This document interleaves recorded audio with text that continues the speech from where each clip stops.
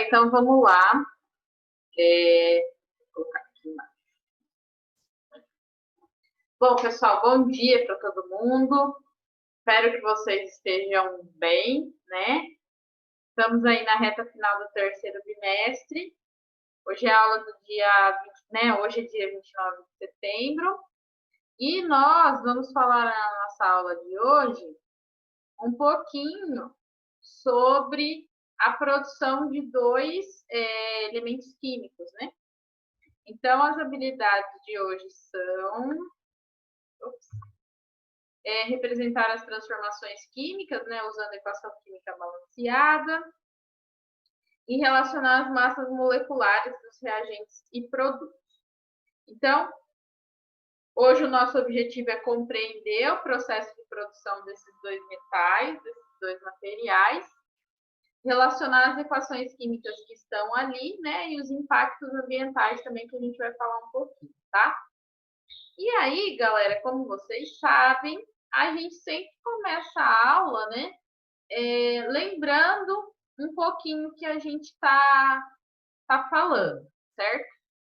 Então, é o seguinte, eu queria lembrar com vocês o que significa esses termos que eu estou colocando aí, ó. O que é um elemento químico?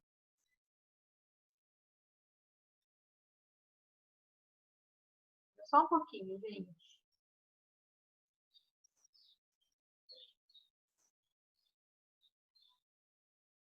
Alguém consegue me dizer o que é elemento químico? Átomo, vocês conseguem me dizer o que é, não? O que é um elemento químico? Alguém saberia me dizer?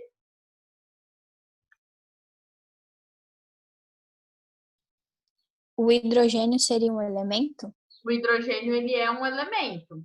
Assim, mas a gente tem mais, certo? Tem outros elementos químicos. Então, um conjunto de átomos com as mesmas características, a gente dá o nome de elemento químico. Então, tem o hidrogênio, como você disse, tem o oxigênio, que a gente conhece também, né? Tem, enfim, todos aqueles elementos lá da tabela periódica, né? Todos eles são elementos químicos, né? Então, qual é a diferença entre o hidrogênio e o oxigênio? Bom, o hidrogênio ele tem as características dele e o oxigênio tem as deles, né? Então, nós temos aí características distintas, portanto, nós temos elementos químicos distintos também, tá certo? Tabela periódica que eu coloquei ali. Então, é a organização que a gente usa para os elementos, né? Quando a gente tem muitos elementos químicos, a gente precisa de algo para organizar. E a gente tem lá, criado pelos cientistas, a tabela periódica. Cada elemento químico, como eu disse, tem as suas características, né? E, portanto, uma dessas características é chamada de massa atômica. E a massa atômica é a massa de um único átomo daquele elemento químico, né? Então, se eu conseguisse pegar um único átomo e colocasse na balança, eu veria aquele valor. E esses valores de massa atômica a gente encontra onde?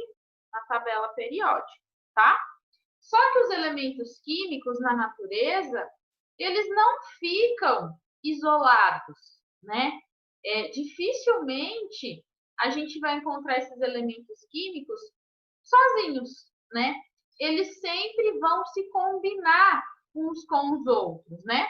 E quando eles se combinam uns com os outros, eles formam o que a gente chama de moléculas, né? E essas moléculas dão origem às substâncias. E as substâncias, elas podem ser simples ou podem ser compostas, né? E qual que é a diferença mesmo entre simples e composta? Se alguém tiver vergonha, gente, de falar no microfone, pode mandar no bate-papo também, que não tem problema, tá? É participação do mesmo jeito. E aí, galera, qual que é a diferença entre substância simples e substância composta?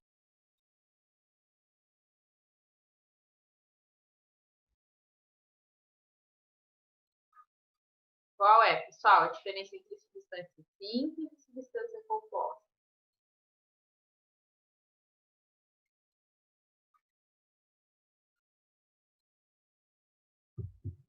Ô, Sora, eu não entendi o que a Sora falou. É que o meu áudio travou. A Sora poderia repetir, por favor? Dessas palavras que eu fui retomando, Ricardo? Isso. Tá bom. Então, ó, a gente estava falando sobre as características dos elementos químicos, né?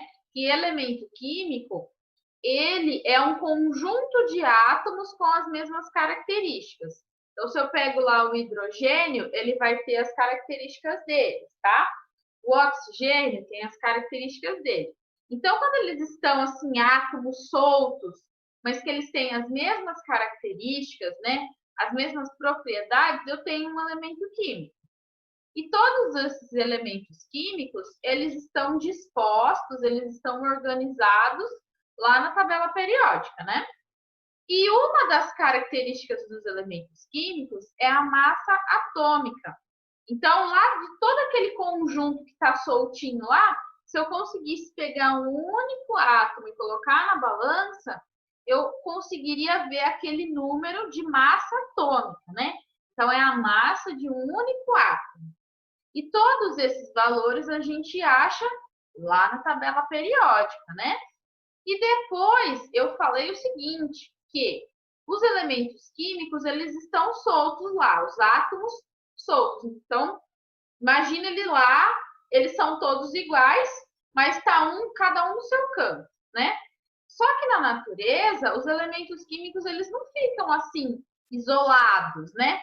Eles têm tendência a formar moléculas. O que são essas moléculas? É quando eles se unem de alguma forma, né? E quando eles se unem, eles formam substâncias. E essas substâncias a gente chama de simples ou de substância composta. E aí eu estava perguntando, né, qual que era a diferença entre substância simples e substância composta. Aí o Mesaque até mandou aqui já, né, que simples é apenas uma substância, composta duas substâncias. Mesaque, ó, a gente não usa o termo substância, a gente usa o termo elemento químico, tá? Mas tá certinho a ideia que você colocou. Então é o seguinte, se eu tenho um único elemento químico que se liga, eu tenho uma substância simples. Então é os átomos iguais que se ligam. Simples. Se eu tenho átomos de elementos químicos diferentes que se ligam, eu tenho uma substância composta. E aí eu posso ter 2, 3, 4, enfim. São inúmeros, tá? Quando se eu tenho mais do que um ligado, é substância composta, tá bom? E aí, pessoal, a gente viu também na semana passada como que a gente calcula a massa das substâncias, né? Porque cada átomo tem o seu valor de massa, mas como eu disse, eles se ligam, né? E aí, como que a gente faz para calcular a massa das substâncias? Que foi o que eu pedi para que a gente fizesse, né? Semana passada. Então, na semana passada, pessoal, a gente fez junto as atividades da página 36 e 37. Estão lembrados? Só que alguns ficou sem fazer. Eu estava terminando de fazer essa daqui, ó, do seu 2S, né? Tava terminando de fazer semana passada e aí deu tempo do Zoom, né? A gente caiu e eu não consegui finalizar. Então, eu não sei se vocês terminaram as demais, mas se não terminaram, tá aqui as outras, tá? É o finalzinho da página 36 e o comecinho da 37, tá bom? Vocês conseguiram fazer depois? Vocês tentaram? Vocês não tentaram? E aí? Vocês fizeram essas outras?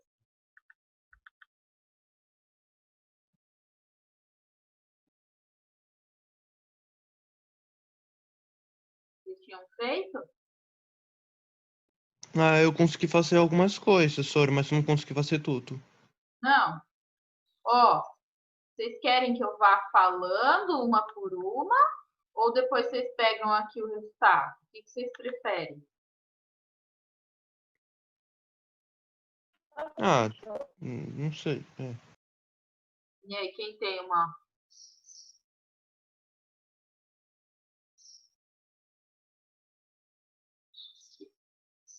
É só pegar a apostila lá, lembra?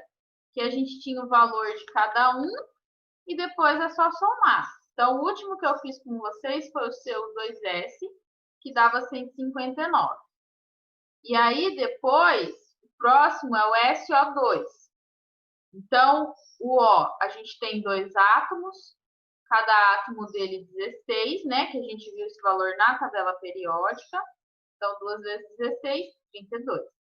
O S não tem número nenhum aparecendo, é 1. E o valor dele lá na tabela é 32, né? Uma vez 32, 32. E aí, pessoal, a gente soma, né? 32 com 32, 64 unidades, 64 U. Depois, C2H6O.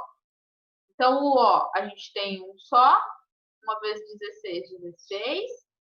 O H, nós temos 6 átomos. Cada átomo dele na tabela periódica, a massa é 1, né? 6 vezes 1, 6. O C, o carbono, nós temos 2 átomos. Cada átomo dele vale 12, lá na tabela. 12 vezes 12, 24. Fazendo essa soma aqui, a gente tem 46, tá?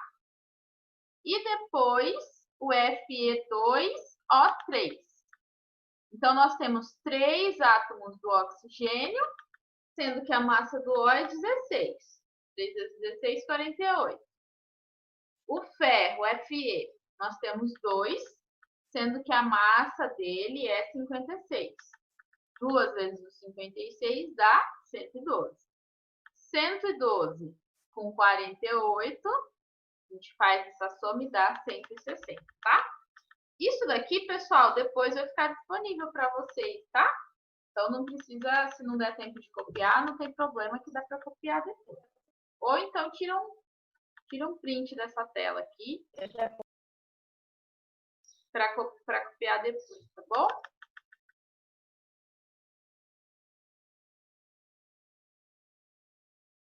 Eu vou seguir, tá?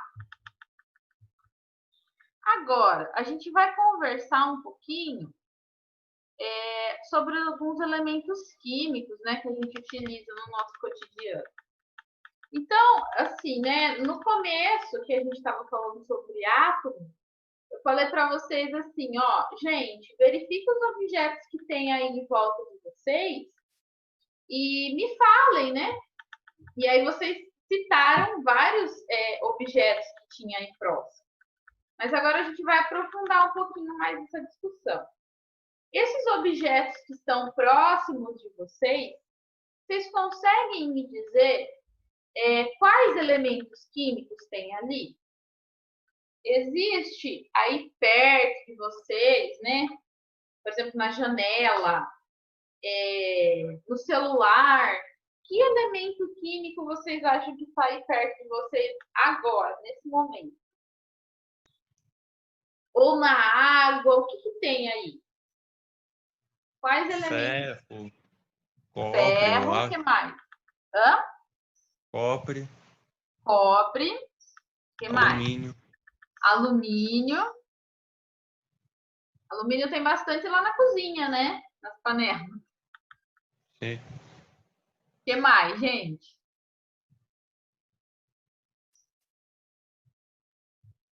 Ninguém lembra de outro? Manda aí no bate-papo.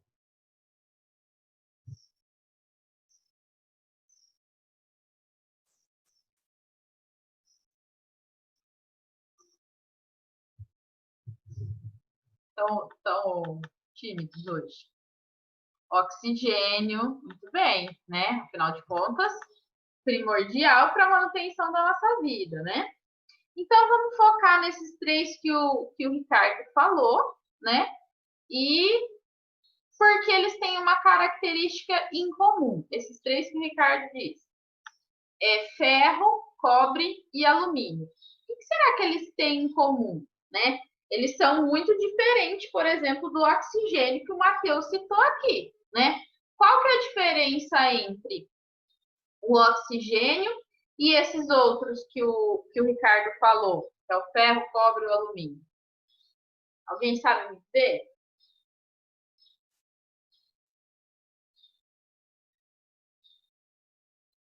Qual que é a diferença entre o oxigênio e o ferro, por exemplo?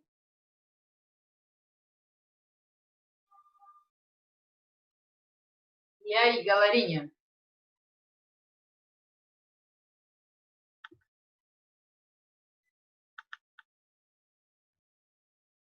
Eu uso ferro para a mesma coisa que eu uso oxigênio? Não. Não, né? O oxigênio, a gente precisa dele na forma de gás, e o ferro, a gente até precisa dele no nosso corpo, inclusive, né? Mas de forma diferente, né? Tanto que a deficiência de ferro no nosso corpo causa a anemia, né? Que é que as pessoas sentem fraqueza, enfim. Bom, pessoal, mas o que eu quero dizer especificamente são do ferro e do cobre. Por quê? Porque são metais que a gente utiliza muito no nosso dia a dia, tá? Para que o ferro é usado? Alguém sabe? Onde que tem ferro em casa? Onde que tem o ferro na nossa casa? Para que ele serve? Tem em panela, Sora? Panela tem Garfos, também, faca. mas a gente usa mais na construção da casa, o ferro. Tem ferro na janela, tem ferro no portão, né? Algumas casas são de alumínio, mas na maioria delas é de ferro. Outra coisa que se usa o ferro é quando vai construir a casa, o ferro vai dentro da estrutura da casa, né? Então ele serve para deixar a estrutura mais forte, vamos dizer assim, né? E o cobre, alguém sabe para que serve? Também é usado na construção da casa. Na verdade, é ele que faz com que a gente tenha luz, né, energia em casa. Ele é um condutor de energia.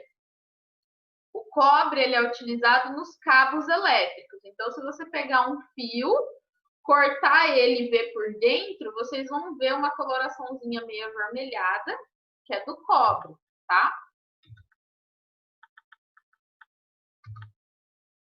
Então, aqui, ó, falando deles, né? Só que assim, pessoal, será que o ferro e o cobre, eu acho eles bonitinho lá na natureza? Fala assim, ó, aqui tem o cobre, ai que bonito, já vou pegar, vou levar, vou fazer um fio. Ah, o ferro tá aqui, ó, já vou pegar o ferro e pôr lá na minha janela. Será que é assim que acontece? Não, tem Não, todo um. né? Seria muito fácil, né, Mizaki? Uhum. Não Isso é é? muito fácil. Era só caçar um negócio aí no meio do mato e achar, velho. Já tava Não, feito. mas não é Não assim ia que as gastar coisas dinheiro. funcionam. Não ia nem gastar dinheiro. Tem que gastar dinheiro. E a gente vai ver que não é só dinheiro que está envolvido aí, não. O que acontece? Os metais, eles estão na natureza na forma de minério. O que é isso? Eu tenho metal dentro de uma rocha, tá?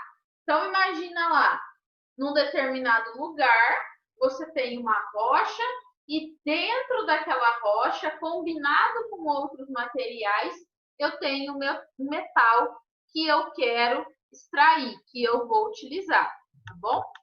E aí, pessoal, ó, aqui a gente tem, então, especificamente sobre o ferro, tá? Então, o ferro, ele é encontrado na forma desses minérios aqui, ó. A hematita, magnetita, siderita, limonita e pirita. Nome bonito, né? Aí, o que acontece? A hematita, ó, ela tá ferro junto com oxigênio. Magnetita também, enfim, tá? Eles estão sempre combinados. Eu tenho ferro, mas tenho mais alguma coisa. E aí, pessoal, eles são encontrados, tá vendo? Na forma de rocha. Então, precisa de um processo para tirar só o que eu quero dali, né?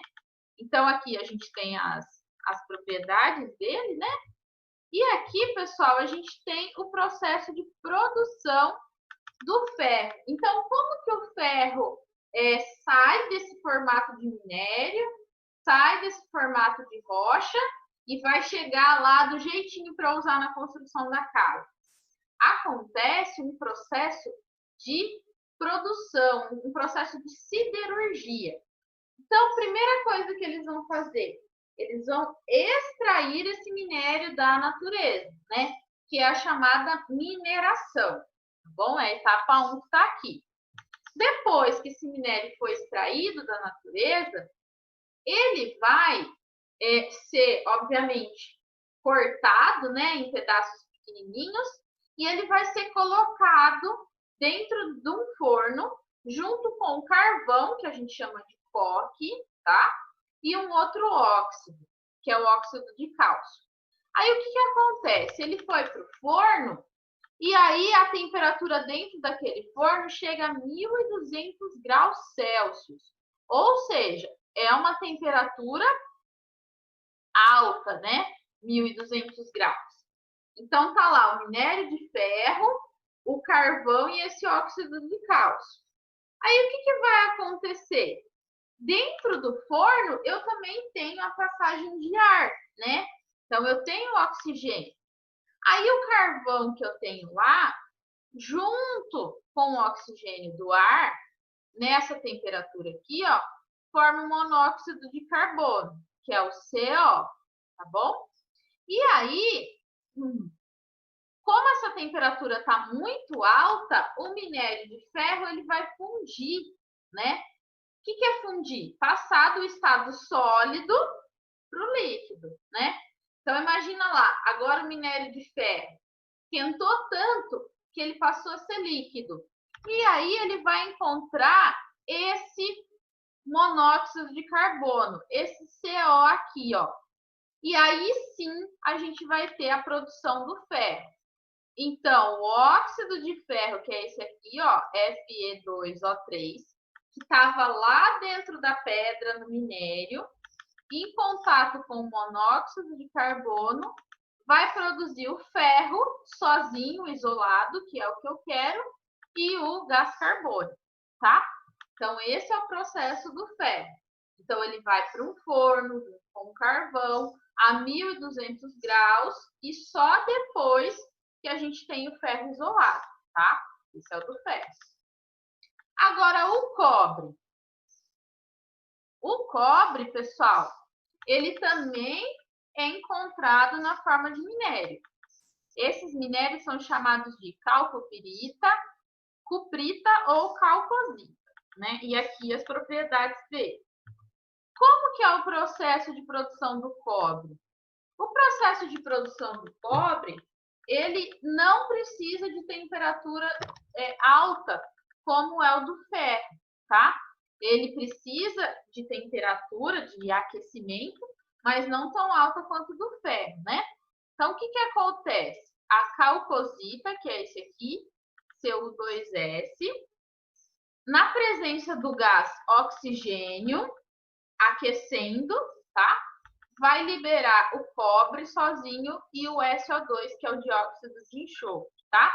Então, eles vão para um forno também, vai sofrer aquecimento, mas não precisa de uma temperatura tão alta quanto a do cobre, quanto a do ferro, tá? Desculpa. Agora, pessoal, o que acontece? Tudo isso, né, é muito, assim, vantajoso, porque a gente precisa desses materiais, né?